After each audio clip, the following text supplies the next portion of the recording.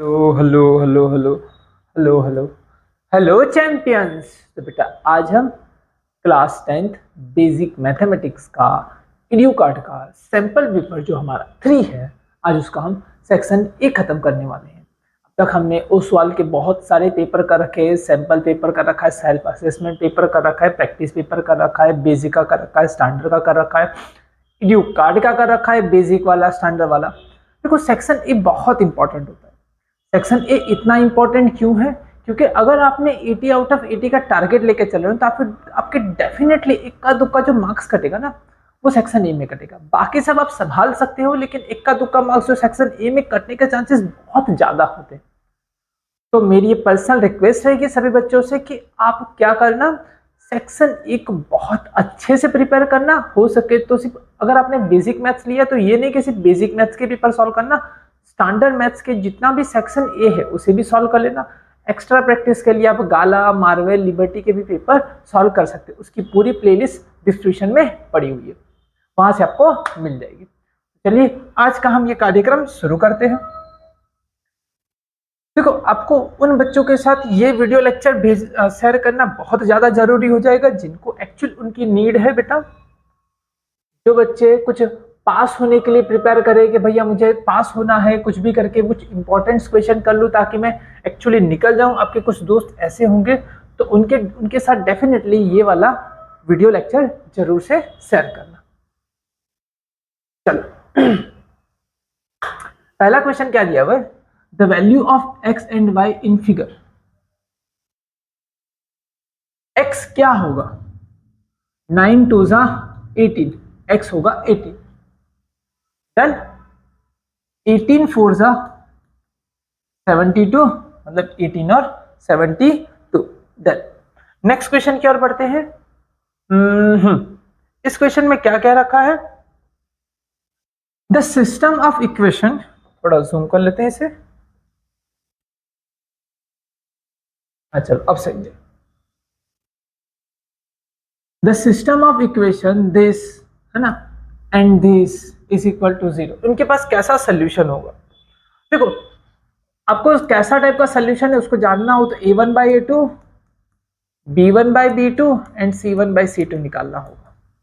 a1 by a2 निकालो, यहाँ पे है -2 और यहाँ पे है 10, -2 बाई 10 मतलब -1/5। यहाँ पे है +3 और यहाँ पे है -15, +3 -15 अगेन -1/5। यहाँ पे है -5 और यहाँ पे है 25, यहाँ पे -5 और यहाँ पे है 25, इसमें भी -1/5। मतलब तीनों तीन सेम, मतलब एक लाइन पे ही दूसरी लाइन आई हुई है, मतलब होता है हैज इनफाइनाइट सॉल्यूशंस। क्या आएगा, हैज इनफाइनाइट सॉल्यूशंस। चलो नेक्स्ट,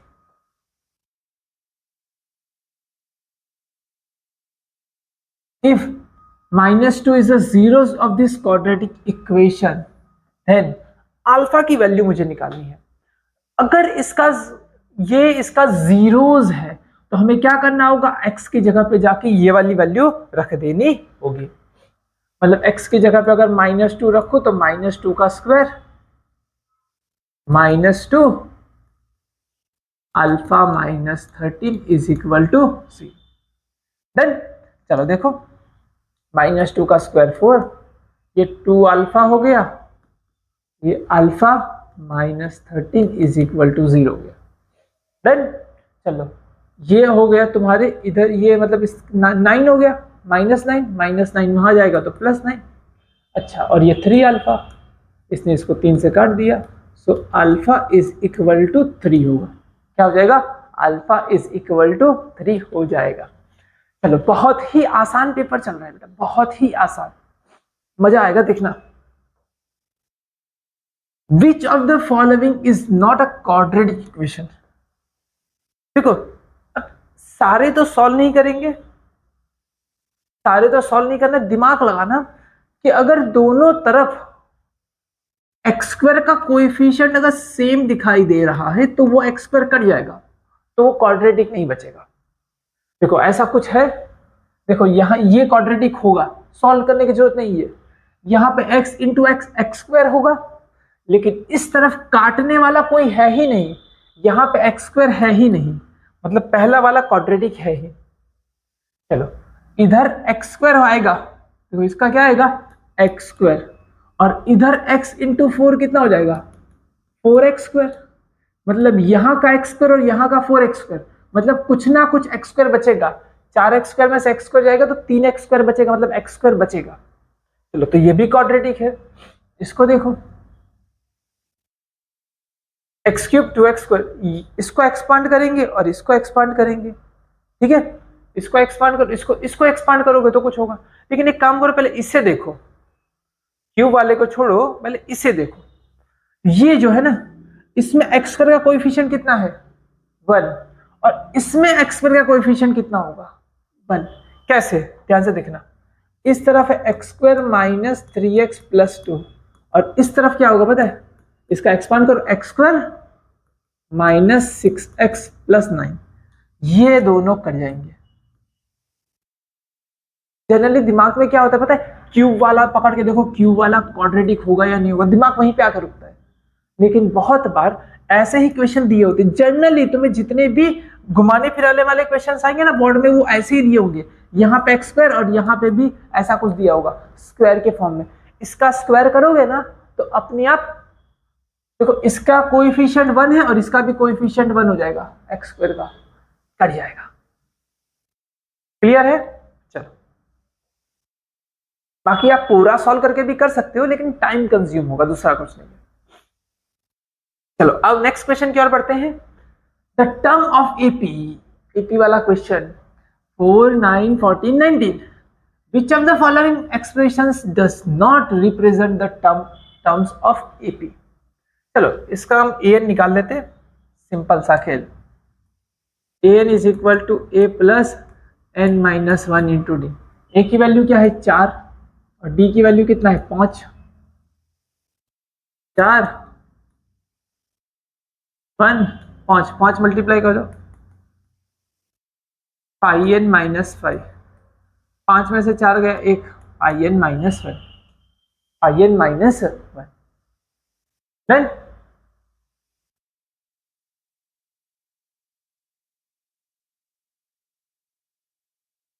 क्या मेरी बातें क्लियर है? Which of the following expression does not represent the terms of in AP? अच्छा अच्छा अच्छा, ये तो आंसर आ गया क्या?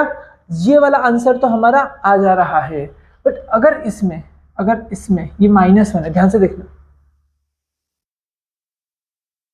ये जो है ये भी एपी को रिप्रेजेंट कर रहा है। कौन कौन सा ऐसा है जो एपी को रिप्रेजेंट कर रहा है? ध्यान से सुनिएगा, ये फाई एन माइनस 1 है ना, इसके बाद वाला टर्म में कितना ऐड करोगे आप 5। ध्यान से समझना, ये वाला क्वेश्चन बहुत इंपॉर्टेंट है, हॉट क्वेश्चन लगाओ इसको, हॉट क्वेश्चन लगाओ, बहुत इंपॉर्टेंट है। देखना यहां पे डिफरेंस कितना, a इज इक्वल टू 4 है, डिफरेंस इज इक्वल टू कितना है 5 है, मतलब हर एक टर्म के बाद दूसरी टर्म कितनी होगी 5 ज्यादा होती है। चलो मैंने कोई टर्म ले ली, लेट an का वैल्यू कितना आया था पाई एन माइनस 1, मतलब ये सही है। बाकी के चेक कैसे करोगे? मान लो ये 20 नंबर का टर्म है, कितने नंबर का 20 नंबर का, तो अगर 21 नंबर का टर्म निकालूंगा, 21 नंबर का टर्म निकालूंगा, मतलब कौन सा पता है, एक बाद वाला, इसके बाद वाला एक, तो उसमें 5 ज्यादा होगा और 5 ज्यादा होगा, मतलब फाई एन प्लस 4 होगा। 21 मतलब ये 20 नंबर की टर्म है तो 21 नंबर की टर्म ये रही। नंबर मत पकड़ना, मैं सिर्फ कहने के लिए बोल रहा हूं 20 नंबर की टर्म है, कोई भी टर्म हो सकती है, 20 हो सकती है, 30 हो सकती है, 40 हो सकते हैं। मान लो ये 40 नंबर की टर्म है तो ये कौन सी हो जाएगी नेक्स्ट 41 नंबर की टर्म। ये n नंबर की टर्म है तो उसके बाद वाली कौन सी हो जाएगी n प्लस 1 नंबर की टर्म, है ना। चलो उसके बाद की टर्म कौन सी होगी n प्लस 2 वाली, इसमें और 5 ऐड कर लो, 5 ऐड होता चला जाएगा, और है तो ये हो गया, ये हो गया, लेकिन कहीं पे 6 वाला नहीं आया, ये आ गया और ये आ गया, लेकिन ये आएगा नहीं, ये आएगा नहीं, मतलब ये एपी को फुलफिल नहीं कर रहा है। क्या मेरी बातें क्लियर है? चलो question number 6, question number 6. Some teams in the tournament were asked to some team in the tournaments were asked to come up with an arithmetic progressions. The ones are as the follows.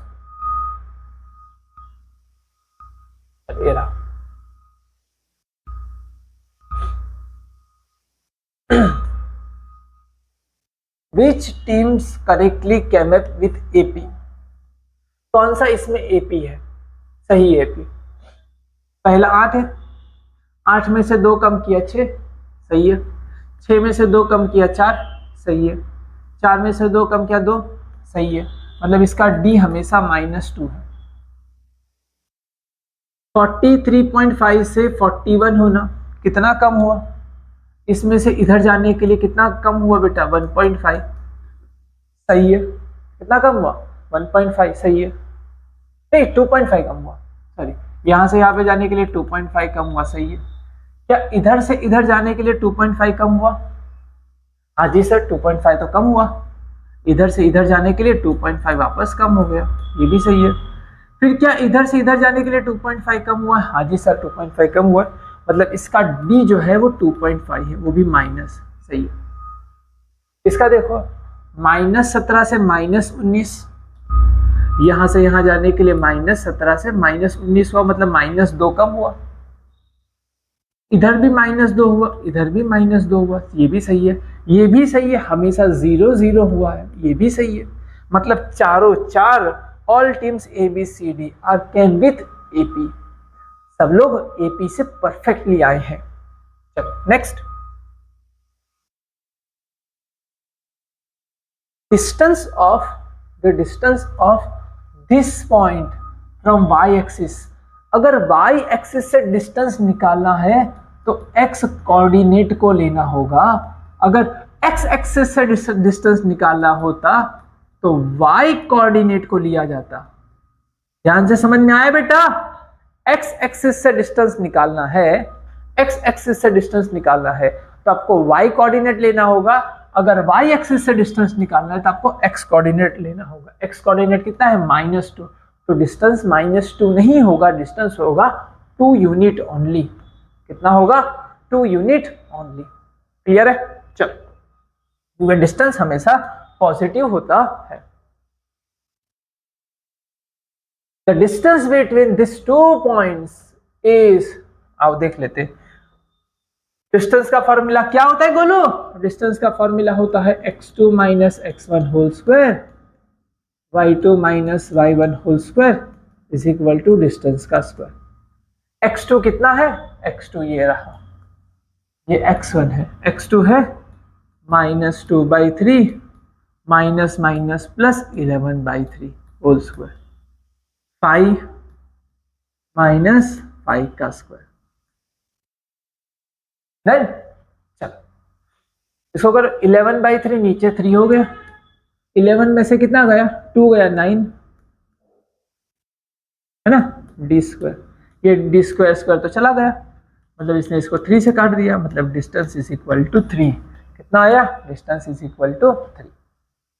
अच्छा, अगर shortcut लगाना होता, देखो y में distance change ही नहीं हो रहा है, डिस्टेंस किस में चेंज हो रहा है? x में.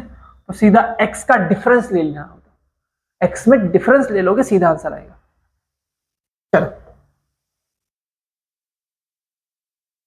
Find the value of x. चलो देखो, इसका फॉर्मूला क्या होगा? फॉर्मूला समझना. दिस अपॉन दिस, दिस क्या है? DE upon BC is equal to, छोटा अपॉन बड़ा था ना, तो यहां पे भी क्या हो जाएगा? यहां पे हो जाएगा ये छोटा, क्या हो जाएगा? AD अपॉन बड़ा AB. बोलो बात समझ में आई? चलो, वैल्यू कितनी है? ये है 6 और ये है x, और ये कितना है? 3, और पूरा कितना है? 7. इसने इसको कितने से काट दिया? 2 से. x वहां पे, यहाँ पे 14 is equal to x. x is equal to 14. चलो x एक सेकेंड, 9th का जो आंसर था 14। अच्छा यहाँ पे होगा, हाँ सही है, तेरा है 14। चलो इस पे आ जाओ। क्या दिया हुआ बेटा इसमें? Given figure DE to QR। अच्छा, PQ 5.6, P and Q 5.6 and PD 1.6, ये 1.6 है। Then PE upon ER, PE upon ER। चलो अगर तुम्हें PE अपॉन ER चाहिए, दिस अपॉन दिस, तो दिस अपॉन दिस करना होगा। PD अपॉन DQ करना होगा, PD अपॉन DQ करना होगा। PE कितना है नहीं पता है, ER कितना है नहीं पता, ये तो निकालना है। PD कितना है 1.6। अच्छा पूरा 5.6 में से 1.6 निकाल लूंगा तो ये बचेगा कितना? ये बचेगा 4। कितना बचेगा? 4। देन तो ये कितना जाएगा पता है? 16, नीचे 4 और नीचे 10, ये 4 से कट गया है ना, 4 मतलब, और ये हो जाएगा 2 और ये हो जाएगा 5, मतलब 2/5, 2:5। बोलो क्लियर है? चल नेक्स्ट।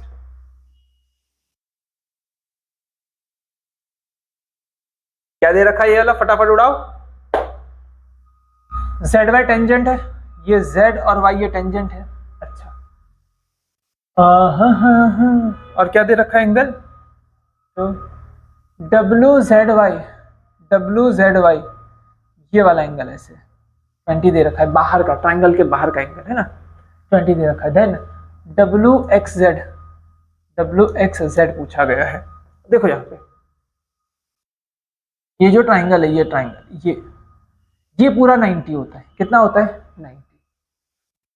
अब बातों को समझिएगा, ये पूरा 90 है। आपने इसमें से ये 20 को माइनस कर दिया है, ये एंगल में से आपने ये 20 निकल आया है। थोड़ा जूम कर देता हूं, देखना, देखो ये जो था ये आपका 20 है। देन ये आपका क्या है? डायमीटर है। डायमीटर सर्कल के इस तरफ कोई भी और कहीं पे भी जो भी एंगल बनाए वो हमेशा 90 होता है। चाहे वो यहां पे बनाएगा फिर भी वो 90, चाहे वो यहां पे बनाएगा फिर भी 90। मतलब डायमीटर हमेशा सर्कल के अंदर जो एंगल बनाता है वो कैसा होता है? 90। मतलब ये हो जाएगा 90। ये पूरा भी तो 90 होता है। 90 में से ये 20 है तो बचा हुआ कितना होगा बेटा? 70 होगा। ये हो जाएगा 70। 90 और 70 तो ये कितना हो जाएगा? 20। कितना हो जाएगा? 20। 20 70 90, 90 प्लस 90 180 हो गया। आंसर तुम्हारा आ जाएगा 20। नेक्स्ट,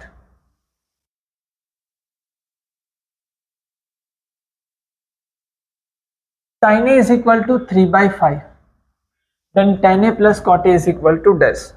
देखो ट्रायंगल बना लो, मान लो ये A है, साइन की वैल्यू होती है सामने वाली अपॉन, है ना, साइन ओ अपोजिट अपॉन हाइपोटेनियस। ए के अपोजिट है ये और ये है 5, तो अकॉर्डिंग टू पाइथागोरस ये हो जाएगा 4। 3 4 5 सबको बच्चे को पता होगा, ये तो पाइथागोरस वाला 3 4 5। हाइपोटेनियस 5 होती, बाकी दोनों 3 और 4 होता है। अगर मुझे यहाँ पे tan A लिखना हो तो tan A कितना हो जाएगा? सामने वाली पास वाली 3/4। cot A क्या हो जाएगा? उसका उल्टा 4/3। अब दोनों का मुझे एडिशन करना है, 3/4 एंड 4/5 का, 4/3 का, 3/4 एंड 4/3 दोनों का एडिशन करना है। कर ले लो, नीचे एलसीएम ले लो, 4 3 12, 3 3 9 एंड 4 4 जा 16, 9 प्लस 16 25, 25/12, 25/12 हो गया। बहुत ही आसान, एकदम आसान। देखो next, in the certain data set the mod is 18 and the mean is 15, then the value of median। बड़ा ही आसान, लाजवाब क्वेश्चन। z mean 3 median. चलो मॉड कितना दे रखा है 18, मीन कितना दे रखा 15, 15 का डबल कितना हो जाएगा 30, और डिवाइड बाय 3 आ जाएगा, कितना हो जाएगा 48। ये इसने इसको 6 से और ये 10 से, मतलब 16 है ना। 48 डिवाइड बाय 3 मतलब कितना आ जाएगा 16। डन। चलो नेक्स्ट,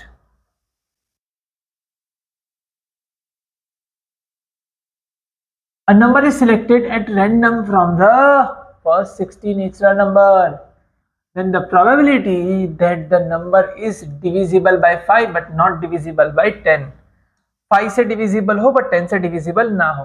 देखो 5 से डिविजिबल हो 5, 10 से 5 से डिविजिबल 10 भी होता है, 15 भी होता है, 20 भी होता है, 25, 35, 40, 45, 50, 55, 60 से छोटे है ना, 60 से छोटे। बट ये जो नंबर है ये 10 से डिविजिबल है, बट ये वाले 10 से डिविजिबल नहीं है, तो ये वाले नंबर को मुझे हटाना पड़ेगा। 1 2 3 4 5 6, 60 में से सिर्फ 6 ही नंबर ऐसे हैं जो कितने हैं 5 से डिविजिबल है बट 10 से डिविजिबल नहीं है, तो इनका आंसर आएगा 1/10। कितना आंसर आ जाएगा 1/10। क्या मेरी एकदम बातें एकदम क्लियर है? क्या एकदम समझ में आ रहा है पूरा अच्छे से?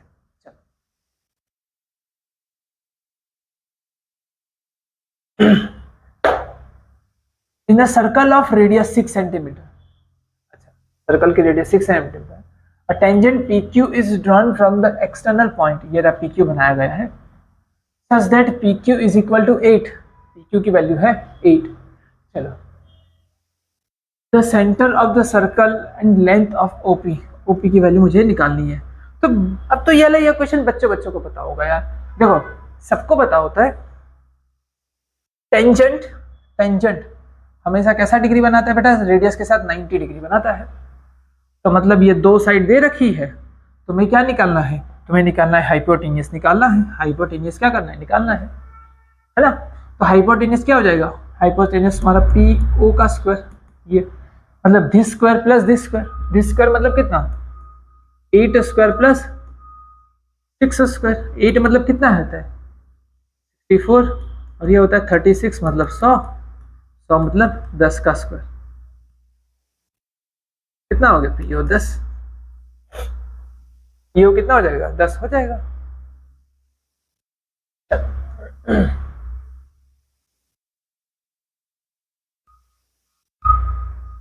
ये हो जाएगा तुम्हारा 10। चलो अब यहां पे आ जाते, इफ टू ट्राइंगल्स आर, ये रिलेशन दे रखा है। चलो देखना इसे बहुत सिंपल बताऊंगा, इन दोनों को पकड़ो बस आपका खेल खत्म, पूरा लेने की जरूरत भी नहीं है। इन दोनों में कॉमन क्या है, देखो इन दोनों में कॉमन B है, तो नीचे कॉमन क्या है F है, मतलब B की जगह लेगा F। मतलब अगर मैं यहाँ पे ABC लिखूं तो यहाँ पे जो B की जगह है ना उसको जगह F आएगा, B की जगह कौन आएगा बेटा F, B की जगह पे F आ जाएगा। चलो A की जगह कौन लेगा, बचा हुआ E की जगह लेगा बचा हुआ E, और C की जगह लेगा बचा हुआ D, C की जगह पे बचा हुआ D। आंसर आ गया EFD। इसका भी काम नहीं है, इसका तो काम ही नहीं था। क्लियर है? चलो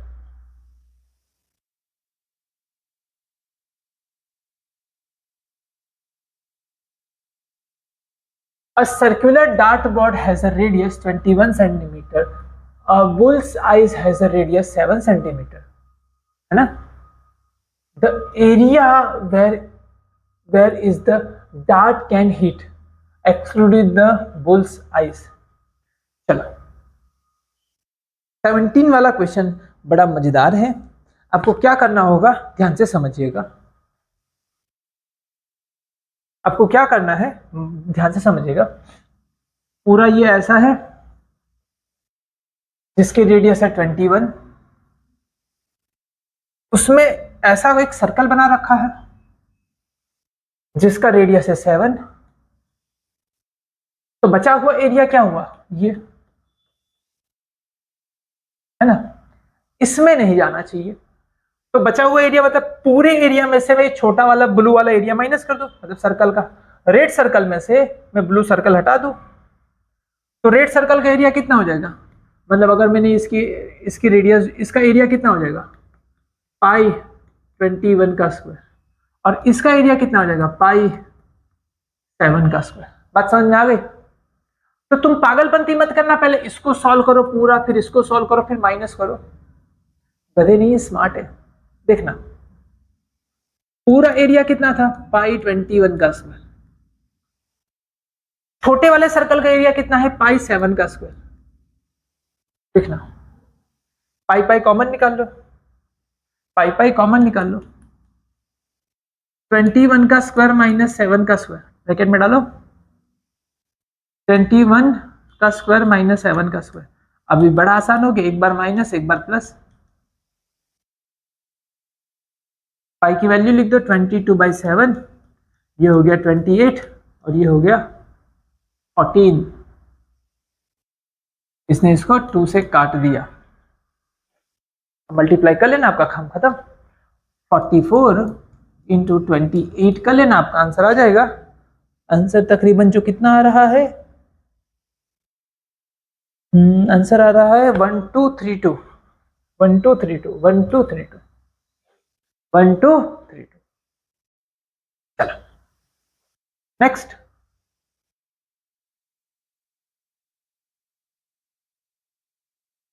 A fruit basket contains 6 apple, 2 mangoes and 7 orange। चलो टोटल कितने हो गए बेटा, 6 एप्पल, 6 2 8 है ना, चलो 8 और 6 15, 8 और 7 15। चलो one fruit is picked random, the probability that is not an apple, Apple ना हो तो ठीक है, एप्पल ना हो तो बचा कुछ होगा, बचा हुआ क्या होगा, एप्पल को छोड़ के बाकी सब कितने हो गए, 2 और 7 9 हो गए, 9 डिवाइड बाई 50। एप्पल ना होगा कुछ भी हो सकता है, ऑरेंज हो सकता है, मैंगो हो सकता है। ये हो जाएगा 3 5 3 3 जा और ये 3 5 जा, 3 3 कट गया, 3/5 कितना है आंसर 3/5। चलो next, to assertion reason.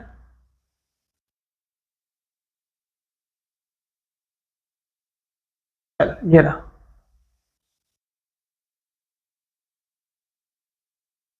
Assertion reason में क्या है,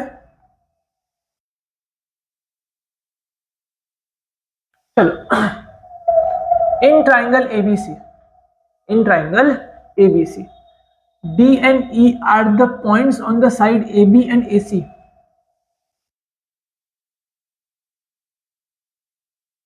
A, B, C. D and E are the sides of AB and AC। Here are D, here are E। अच्छा, respectively such that ADE, ADE ये वाला angle is equal to ACB। DE are the points on the side AB and AC respectively। क्या ये सही दिया हुआ है? अच्छा ओके, ये वाला जो एंगल है, ये वाला एंगल ये किसके बराबर है पता है? ये जो एंगल है वो ACB के बराबर है, मतलब इसके बराबर है, ये वाला एंगल के बराबर है, ये वाला एंगल, ये दोनों एंगल सेम है। डन। चलो अगर ये वाला एंगल इससे सेम है, पूरे ट्राइंगल में क्या होगा, पूरा अगर ट्राइंगल उठाऊं, बड़ा वाला ट्राइंगल, एक बड़ा ट्राइंगल है ABC, एक छोटा ट्राइंगल है ADE। उसमें क्या हुआ है, ये वाला एंगल तो दोनों में कॉमन है, डन।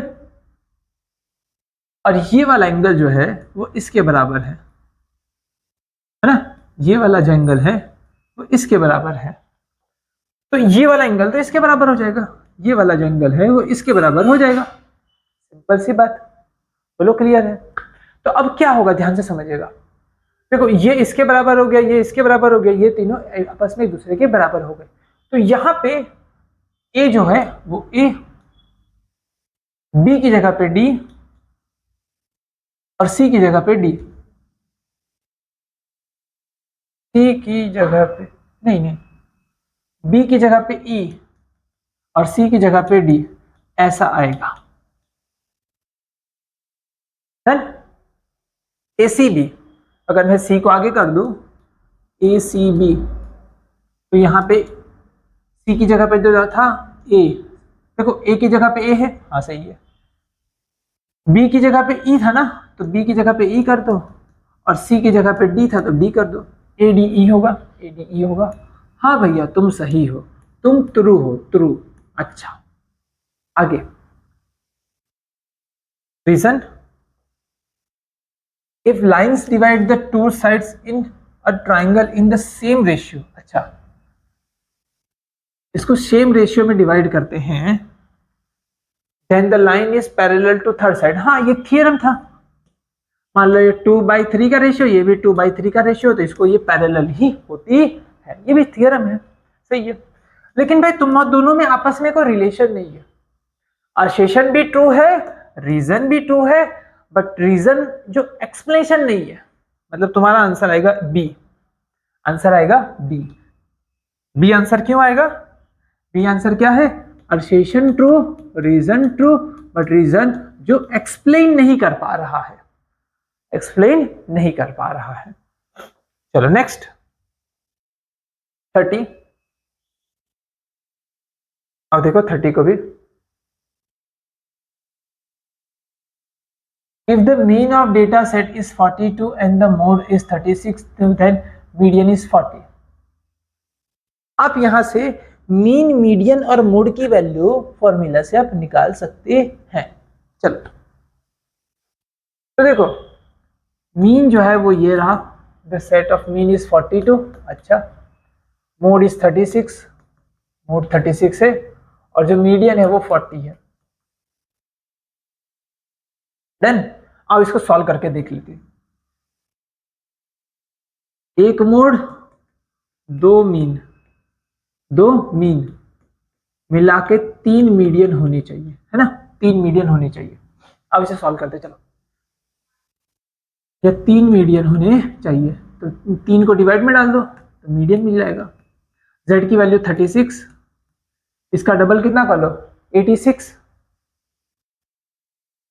डिवाइड बाय 3 120 हो गया, डिवाइड बाय 3 मतलब 40, सही है। मीडियन 40 आना चाहिए और 40 ही है, सही है। असर्शन ट्रू है।